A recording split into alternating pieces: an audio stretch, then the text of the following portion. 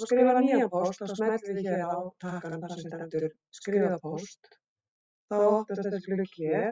Maður byrjar á að setja inn netfangið hjá þeim sem maður ætlar að senda til og oft þá koma upp allir notendur hérna þegar maður setur inn nafnið og kemur með tillögu að því hvern maður er að meina. Það bara veljum við réttu manneskjuna.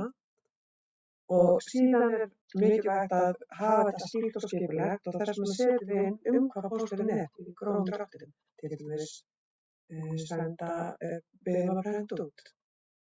Útprentum. Síðan segir maður bara góðan daginn eða sæl vegna. Og svo kemur maður með erindið.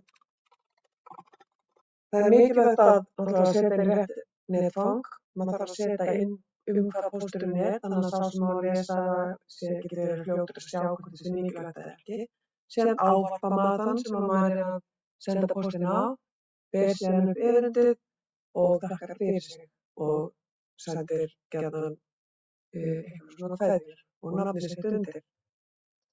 Það er hægt að stjórna því hvenær maður sendir, maður getur annað ítt á senda og þá fer pósturinn strax af stað.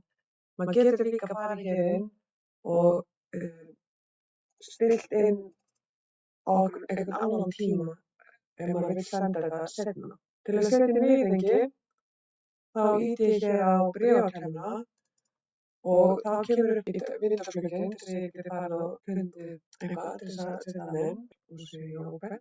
Þá kemur þetta hér inn og þá get ég ýtt að senda.